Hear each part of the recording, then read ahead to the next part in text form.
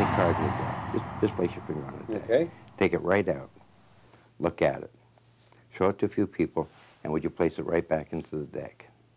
Anywhere. No, it doesn't have to go where it came from. You can place it anywhere you want. Put it right here. Okay. And would you gather up all of the cards? Now, would you give the deck one complete cut? And I think you'll admit there's a fair selection of a card. Yeah. And give it another cut. Now, would you hold the cards in your hand and deal them onto the table as quickly as you can, face up? Isn't this fun? Sometimes I get to do this every day, When I'm by myself, it's a little awkward, but, because I know what the card is. Yeah. But it really doesn't matter. Oh, you're doing very well. Stop. What's the name of your card? Jack of diamonds. You turn over to the next card. Jack of diamonds. Thank you.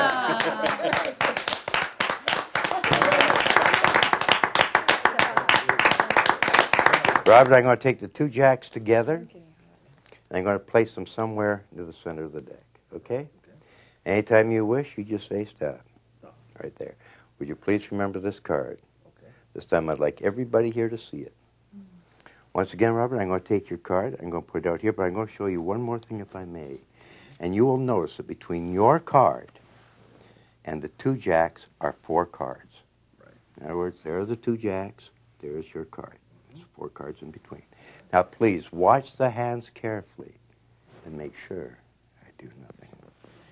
We have the jack of hearts, the jack of diamonds in your card. Would you please square them all up? Now, would you place the deck right here? Now, how many cards between your card and the two jacks?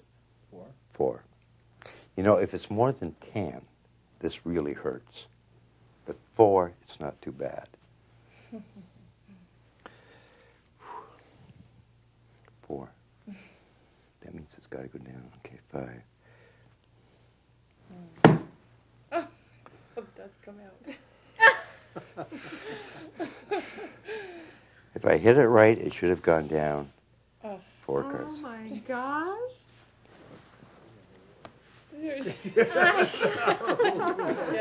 What was the name of your card? 4 of diamonds. The 4 of diamonds. Oh, that is That's incredible.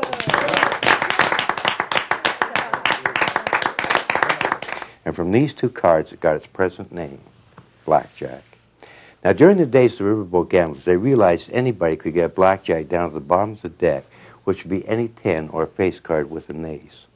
Now, because there's only 2 cards to control, by simply dropping those 2 cards onto the table first, they realized anybody could keep a blackjack on the bottom of the deck and on the first round made a great deal of money.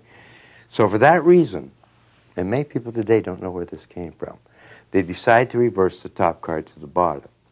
Now, many people think this is done in order to show when the dealer has run through the deck. No, it was done to stop bottom dealing. You see, if you deal the bottom card, you'll now get the wrong card facing the same way. And that is the reason today that we still burn a card. Gary, how many people in this game of blackjack? 5, 6, 7, how many? I'm sorry? How many people in the game of blackjack? 5. 5. 1, 2, 3, 4, 5. Now, of course, as you would realize, I got the jack of spades, but that's only because I needed it.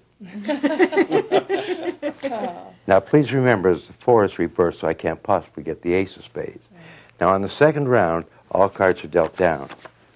So as I always tell people, if you're going to play blackjack, you must always reverse this card. Nobody can do that, and you're going to save yourself a great deal of money. I'm going to show you how to cheat at cards. But when I do this, I'm going to ask you to promise me just one thing. That if I teach you exactly how to cheat at cards, that you will never, ever use this in a game to make yourself a fortune. You promise? Now, everybody, of course, knows how to cut cards. That's very easy. You just reach over and cut cards like this. I mean, there's really nothing. Well, if you had to get 4 aces, I mean, that's luck, And gambling is a lot of luck. So I don't have to teach you that because it wouldn't do any good because I don't know how I did it. But I'm going to tell you a true story. I may get up as I go along. Last Friday night, I got hustled into a game of poker. You believe that? You believe that? And I got a bridge in Brooklyn, and you know the rest of that story. Now, it was a Friday night, and I was working late, and because it was late, I was tired, I was lazy, so naturally, I used a marked deck. I mean, that's understandable. Now, a marked deck is not like this. A marked deck is simply a deck you can tell each and every card from the back is the most tell from the face. Now, if the gentleman to my right cut the cards, because the deck was marked, I have to notice that the ace of spades was on top of the deck, which, of course, is a very good card. Dear, how many people would you like to see in this friendly little game of poker? Let's make it 3. Let's make it 3. 1, 2, 3. Now, when I went... You got the Well, you didn't think I was going to give the ace of spades to any one of them now, did you? Now, I've been photographed doing this many, many times, and I'm going to show you exactly how this is done. I'm going to stand up so you can see it, and you'll know, you can learn, okay? Now, the ace of spades is on, you're sure are you ready? Yes, I am. Yes, you're positive. Mm-hmm. Yeah, yeah. Now, you see, the ace of spades is on top of the deck, and all you do is you get the idea? Yeah. I'll do it again for you. See, you just reach over, you take them, you see, and now if you speed it up, of course, it starts to look a little bit better. Oh my God. Now, if you slow it down, of course, you can just do it like this, so you can see exactly how it's done. See, you just take the second card, and you speed it up.